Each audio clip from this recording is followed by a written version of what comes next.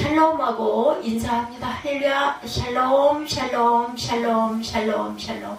하나님 사랑합니다. 여러분 주 안에서 사랑합니다. 이제 21장 말씀, 이게 예언을 했는데도 불구하고 바울은 내가 죽어도 그냥 예루살렘에 갈 거다 이렇게 각오를 했다고 얘기를 하니까 14절에 그가 고난받지 아니하므로 우리가 주의 뜻대로 이루어지리다 하고 그쳤노라. 이럴 경우도 있어요. 죽을 각오를 한 거죠. 주의 뜻대로 이루어지리다. 보니 우리 본문 한번 7절부터 길지 않으니까 한번 봅니다. 두로를 떠나 항해를 다 마치고 돌레마이에 이르러 형제들에게 안부를 묻고 그들과 함께 하루를 있다가 이튿날 떠나 가이사에 이르러 7 집사 중 하나인 전도자 빌립의 집에 들어가서 하루를 머물렀어요. 9절에 보니까 그에게 딸 넷이 있는데 처녀로 예언하는 자다 이렇게 나와 있습니다. 10절에 여러 날 머물러 있더니 아가브로 하는 한 선지자가 유대로부터 내려와서 우리에게 와서 바울의 띠를 가져다 자기 수족을 잡아매고 말하기를 성령이 말씀하시되 예루살렘에서 유대인들이 가지 이 띠 임자를 결박하여 이방인의 손에 넘겨주리라. 예언을 했어요. 우리가 그 말을 듣고 그곳 사람들과 더불어 바울에게 예루살렘으로 올라가지 말라고 가면 죽는다 권했더니 바울이 대답하죠. 어찌하여 여러분들이 울어서 내 마음을 상하게 하느냐. 나는 주 예수의 이름을 위하여 결박당할 뿐 아니라 예루살렘에서 죽을 것도 내가 각오하고 있다. 이렇게 굳은 각오를 하고 있으니까 그의 고난을 받지 아니하므로 우리가 모두 다 주의 뜻대로 이루어지리다 하고 그쳤노라. 이렇게 말하죠. 트로에서 가이사라에까지 상륙한 바울이 잠깐 머물면서 성도들과 석별의 정을 나누는 그런 장면입니다. 트로를 떠나 항해를 마치고 돌레마이르의 형제들에게 안부를 묻고 그들과 함께 하루를 있다가 7절에 이렇게 시작을 하죠.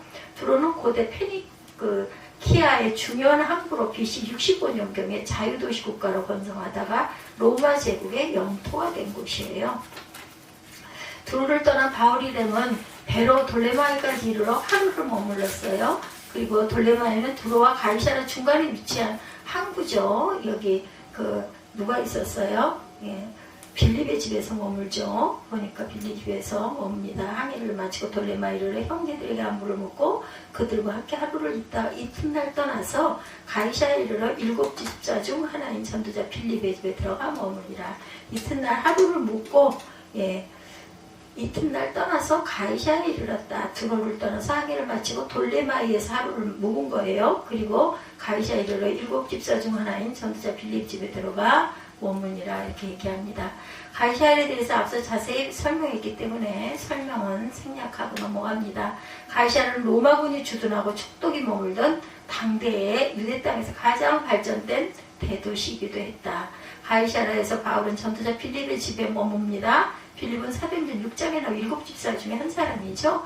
그는 일찍부터 전도자로 활동을 한 부분이 사도행전 8장에 자세히 기록되어 있어요. 스데반 집사님이 순교당한 것과는 대조적으로 빌립은 늦게까지 활동을 합니다. 빌립이 어떤 경로로 가이사라까지 오게 되었는지는 알려져 있지 않아요.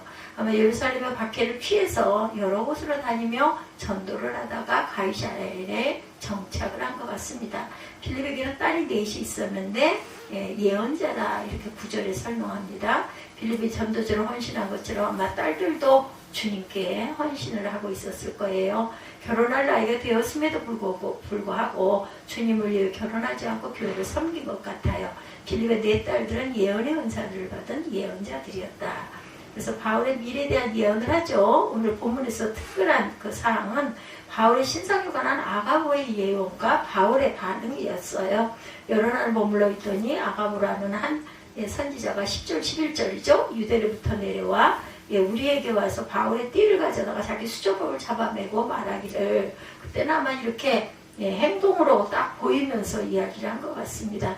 성령이 말씀하실 때 예루살렘에서 유대인들이 이같이 이 임자를 결박해서 이방인의 손에 넘겨주리라 이렇게 예언을 합니다.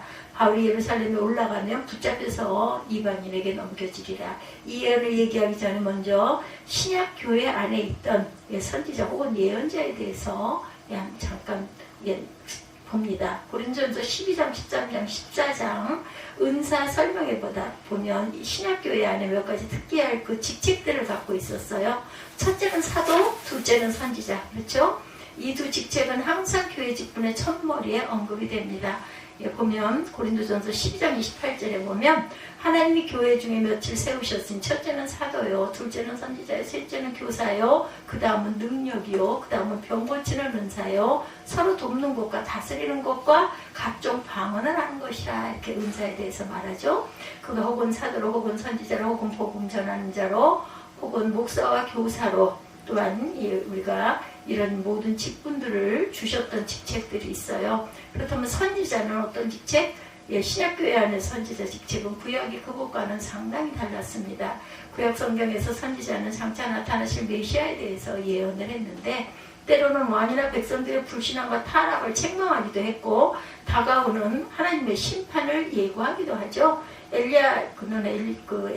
엘리야나 엘리사처럼 우상과 대결을 하기도 하고 큰 기적을 나타내기도 했어요. 그러나 신약교회 직책은 그것과는 조금 달랐습니다. 신약교회에서 선지자는 드러난 활동이 없어요. 직분에 대해서는 분명히 거론하면서 어떤 일을 했는지는 밝히지를 않아요. 몇 가지 추측을 해서 본다면 선지자 직책은 사도직 다음으로 두 번째로 중요한 직책으로 언급되는데 교회의 공식적인 직책임은 분명했어요. 둘째로 사도시대 이후로 선지자 직책은 언급이 없습니다. 그러므로 사도처럼 선지자는 최초 창설교회에만 있었던 단회적인 직책으로 생각이 되고 셋째 선지자가 사도와 함께 언급된 것을 보면 사도를 돕는 직책을 갖고 있었던 것 같아요. 사도의 진정성을 증명한다든지 혹은 사도가 전한 말씀의 진정성을 변호하는 역할을 했죠.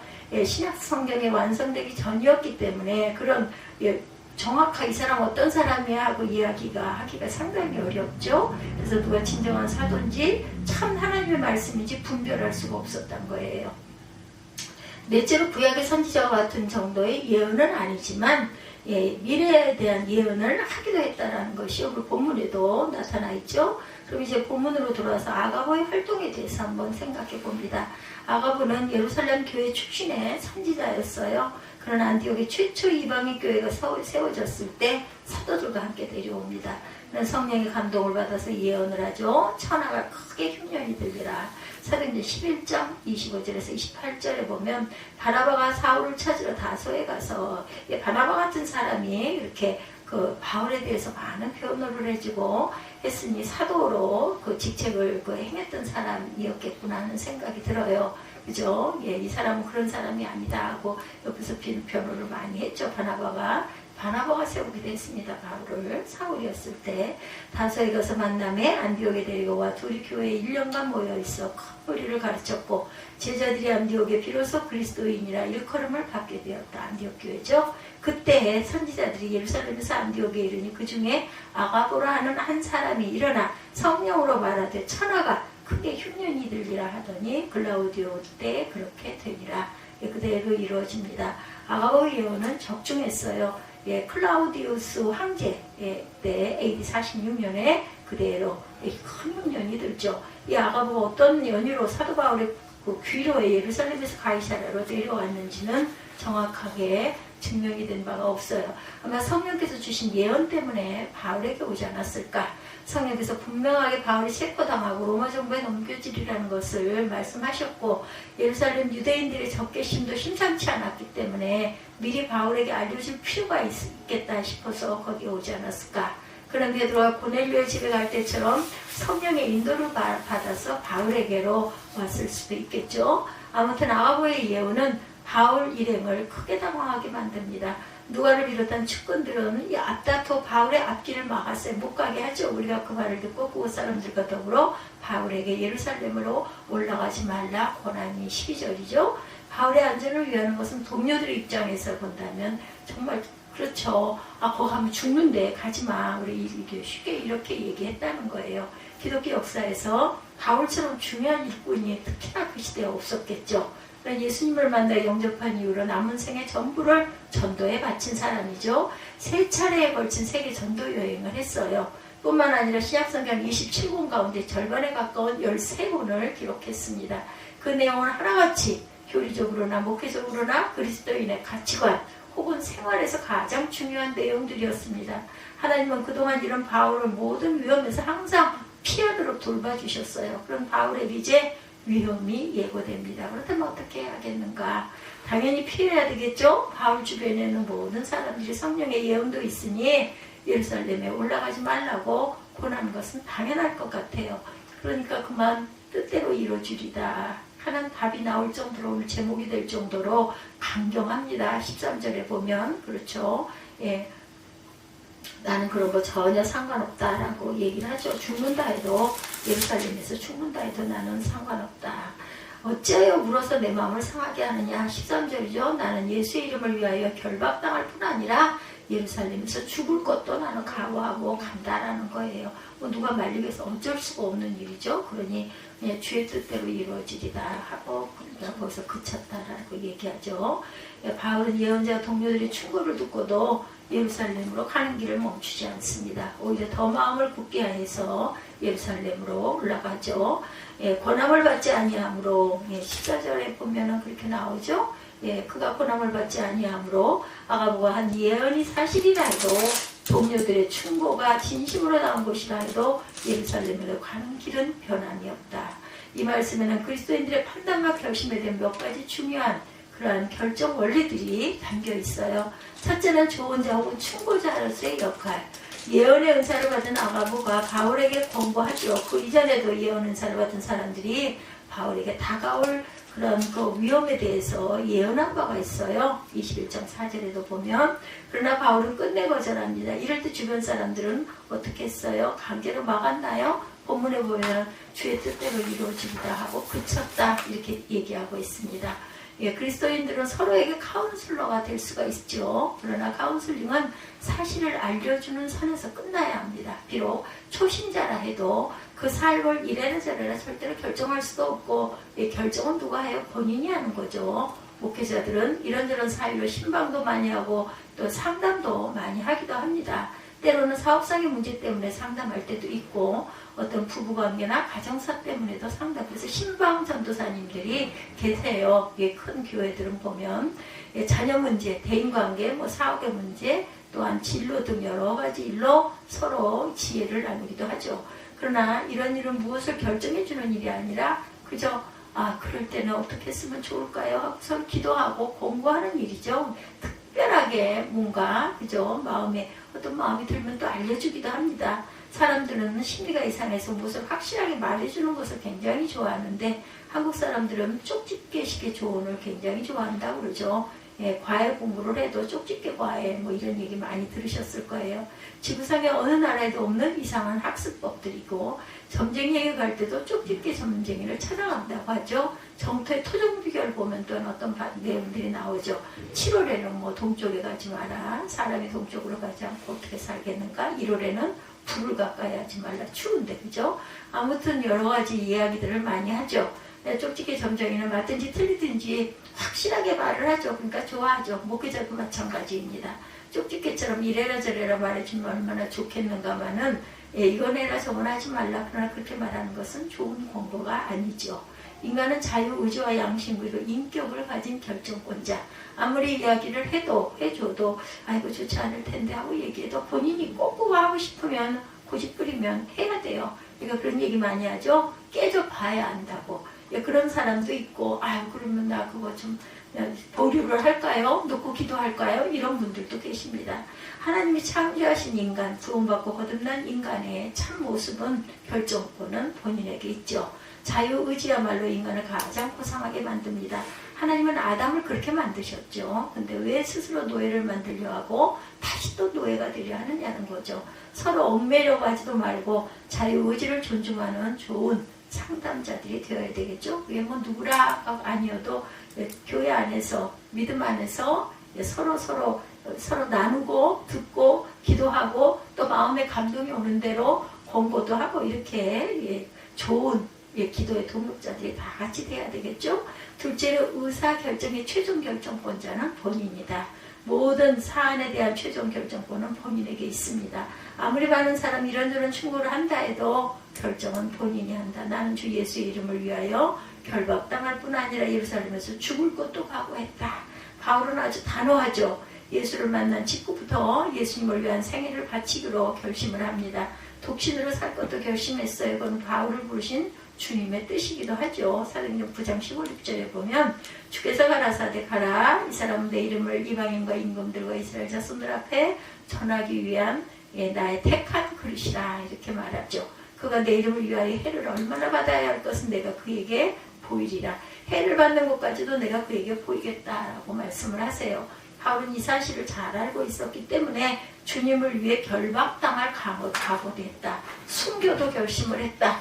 예루살렘에 가고 로마까지 가는 것은 일찍 하나님이 주신 명령이었죠. 그러므로 사람들의 충고는 다만 참고사항일 뿐이다. 오늘 내 인생에 다가오는 모든 문제들에 대해서 누구에게든지 상담도 할 수 있고 자문도 받을 수가 있어요. 그러나 명심해야 될 것은 결정은 내가 한다. 결정을 내가 한다는 것은 책임도 내가 진다라는 뜻입니다. 이 세상에 가장 비겁한 사람은 결정을 남에게 맡기고 책임도 전가하는 그런 사람들이죠. 셋째로 하나님의 뜻이 최종 판단의 기준이에요. 우리가 주의 뜻대로 이루어지리다 하고 그쳤노라. 14절 하반절에 이렇게 나오죠. 바울이 예루살렘으로 가기를 결정한 것은 그것이 하나님의 뜻이었기 때문이다. 그러면 성령께서는 왜 예루살렘에 가면 붙잡히고 이방인에게 넘겨진다는 사실을 미리 알려주셨을까? 이러니 너 알고 결정을 해라, 결심을 해라, 미루든지 가든지 이렇게 된다, 이런 거죠. 예언대로 바울은 붙잡히고 넘겨집니다. 그러나 중요한 것은 그렇게 될지라도 예루살렘에 올라가는 것이 바울을 향한 하나님의 뜻이었다는 거죠. 여기서 중요한 것은 바울을 향한 하나님의 뜻이에요. 과연 위험한 일을 당할지라도 예루살렘으로 가는 것이 하나님의 뜻일까? 아니면 신상의 위험 때문에 올라가지 않고 기회를 보는 것이 하나님의 뜻인가? 올라가는 것이 하나님의 뜻이에요. 하나님의 뜻이 판단의 기준입니다. 내 신상의 이해 상관없이 나는 바로 이렇게 가야 되겠어, 이런 결단. 많은 사람, 특히 그리스도인 중에 내 신상의 이해 상관에 따라 모든 일을 결정하는 경우가 많아요. 내게 손해나는 일이라면 죽어도 안 하죠. 또한 돈 손해나면 안 되죠. 육체가 고단하면 안 합니다. 실증나면 또한 안 하기 싫으니까. 그죠? 하고 싶지 않은 마음이 자꾸 들다 보면은 이게 하나님 마음인가 성령의 마음인가 사단이 또 그럴 경우가 있어요. 하지마 그거 뭐하러 해, 힘들게 괜히 손해나 나고 돈이나 나가지, 이런 마음이 들기도 합니다. 판단을 잘해야 되죠. 될 수 있는 대로 편하게 믿자. 이래저래 내가 얼마나 편할 수 있는지 판단의 기준이 됩니다. 이럴 점 때문에 오늘 교회가 물질주의로, 물량주의로 변질이 되고 하기도 합니다. 시골에서 올라온 어떤 청년들이 목사님 아들, 딸까지 전부 대형교회로 몰린다고 그래요. 힘든 개척교회 가서 이런 일을 하는 것이 부담스럽고 안 하면 안 돼, 할 사람이 없어. 그러니까 할 수밖에 없죠. 그리고 한 주만 빠져도 눈에 딱 보이니까 그런 것 때문에도 피해 간다고 합니다. 큰 교회 나가면 그냥 내가 있는지 없는지, 그죠? 한 주, 두 주 안 나가도 상관이 없고, 또한 헌금, 성경 헌금 하라고 그래도 어려운데 어떻게 해. 그리고 빠져도 되는데 작은 교회 가면 얼마라도 보태야 되지 않겠나, 이런 마음의 부담 때문에들 안 한다고 그러죠. 내가 충성 안 한다고 누가 뭐래지도 않습니다. 그리고 대형교회 가면 좋은 점이 많죠. 프로그램도 잘 돼 있고, 여러 가지 연관관계, 인과관계 이런 것들도 잘 어울리고, 사업하는 사람들은 특히 이렇게 해서 거기 가서 줄을 좀 잘 타자, 이런 마음으로도 일부러 가기도 한다고 하죠. 우리 말에 옛말에 온전치 않은 말이지만 임도 보고 뽕도 따고 누이 좋고 매부 좋고 도랑치고 가지 잡고 일석이조로 그렇게나 하다면 내가 가가지고 헌금도 할 수 있지만 그렇지 않다면 내가 뭐하러 해, 이런 생각들을 많이 하죠. 편하게 믿는 세대에 하고 싶은 말 오직 하나입니다. 내 신상 위주로 판단하고 결정하지 말고 아버지 하나님의 뜻이 어디에 계신지를 우리가 얼른 결정 안 되면 오랫동안 마음으로 기도하고 묵상하고 결단을 해야 되겠죠. 참 어떤 교회 개척을 하셨던 목사님의 간증적인 이야기를 보니 식구가 굉장히 많으셨더라고요. 보니까 교회 개척을 안 했다면 나는 어떻게 살았을까? 7 식구가 모두 다 입에 거미줄을 치지 않았을까 하는 생각을 하신다고 그래요. 저도 역시 마찬가지입니다. 근데 그것을 생각하고 하냐는 거죠. 생각 안 하죠. 주님이 먹여주셔서 사람을 통해서 먹여주셔서 먹고 저는 근데 그 부분에도 그런 마음은 있습니다. 하나님이 그렇게 이렇게 만나게 하시고 은혜를 받게 하시고 그걸로 인해서 내가 교회 안에서 생활을 하고 살 수 있도록 해주셨다 하더라도 사람에 대한 감사는 항상 있어야 할 줄 믿어요.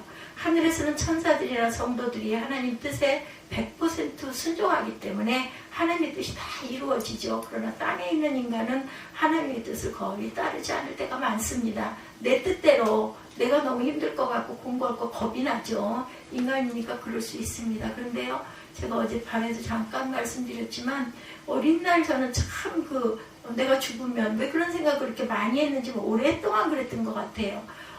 너무 깜깜하고 너무 무섭고 내 이 모든 기억이 다 없어져 버리고 나라는 인간이 다 없어져 버리는 그것이 너무너무 무서웠어요. 근데 하나님의 나라가 있다라는 마음이 들고 그렇게 믿게 되다 보니까는 뭐 땅에 있으나 하늘에 가나 그 순간이 겁이 나기는 해요. 어떻게 내가 갈 것인가 이게 아직도 모르는 부분이니까 겁이 나긴 하지만은 하나님이 감당할 만큼 하게 해주실 거고 또한 나는 가면 그쪽에서 영원히 살 수 있으니 하늘나라가 있으니 얼마나 감사한가. 나이가 많이 드신 분들은 그래서 연세가 많이 드시면 교회들을 많이 나가시는 것 같아요. 아마 저 같은 마음이 아닐까. 저는 어린 날 그런 생각을 굉장히 많이 했습니다. 그리고 하늘나라가 있다는 걸 믿고 나서부터는 점점 나이가 들수록 나는 갈 곳이 있는데 우리가 집이 없으면 어떻겠어요, 그죠? 내가 안식할 수 있는 곳이 없으면 정말 외롭고 밤이면 얼마나 무섭겠어요. 그런 곳과 어떻게 비슷하지 않았겠는가. 하늘나라가 있고 그것은 정말 하나님께서 내 눈물을 닦아주시는, 그리고 내가 편안히 누군가를 보고 싶을 때는 볼 수도 있는, 내 영은 살아있으니까 이런 마음이 들다 보니 뭐 여기 있으나 거기 가나 그래서 순교들도 하시지 않았을까 하는 생각이 듭니다. 내가 내 편의대로 결정하는 거, 내가 내 생각대로 결정하는 거, 어떻게 내 가정을 통해서, 어떻게 내 자녀를 통해서, 내 사업을 통해서, 내 삶을 통해서 하나님의 뜻이 이루어질 것인가. 내 뜻대로 한다면 내가 책임을 져야 되겠죠. 어떤 회사 사장이 내가 이렇게 결정했는데 잘못돼도 내가 책임져 이렇게 얘기하지 않습니까? 이런 것처럼 하나님이 나에게 마음을 주셔서 내가 이렇게 했다면 이건 하나님이 인도하실 것이고, 내가 내 마음대로 내 뜻대로 결정했다면, 내 유익대로 결정했다면 그건 본인이 책임을 져야 되는 거 당연한 거예요. 믿지 않는 사람이라 하더라도 내가 결정했으니까. 근데 누가 막 권고해가지고 나 좀 찝찝할 때 그러면서 따라갔어. 잘 안 됐어. 그러면 에이 내가 괜히 그 말 들어가지고 손해만 났잖아. 이렇게 되잖아요. 근데 본인이 하고 나면 어쩌겠어. 할 수 없지. 내가 감당해야지. 이렇게 된다는 거죠. 로마서 12장 2절에 너희는 이 세대를 본받지 말고 오직 마음을 새롭게 함으로 변화를 받아 하나님의 선하시고 기뻐하시고 온전하신 뜻이 무엇인지 분별하도록 하라. 중요한 거는 주님의 뜻이 무엇인지 분별하는 것이 중요합니다. 내게 결박이 다가오고 죽음이 다가온다 해도 그것이 하나님 뜻이라면 뭐 그 이후 부분은 하나님이 책임지실 거니까 내가 땅에 있든지 하늘나라 가든지 하나님께서 나를 책임져 주실 것이고 나의 영원한 안식처니까, 이런 생각을 아마 바울이 하지 않았겠는가. 그래서 내 일생을 통해 하나님 나라가 이루어진다는 것, 그래서 복음을 전파하게 되죠. 그래야 교회가 제대로 세워지고 그래야 영적 부흥이 일어나고 성숙이 일어날 줄로 믿습니다. 이런 참 믿음의 내 유익 때문이 아니라 하나님의 뜻이 어디 있는지를 물을 줄 아는, 그 시간이 오래 걸릴 수도 있습니다. 하나님의 시간과 우리의 시간은 다르기 때문에 그래도 끝까지 끊임없이 기도하시는 저와 여러분들, 그리고 주의 뜻을 이루시는 저와 여러분들이 되시기를 주님의 이름으로 축복합니다.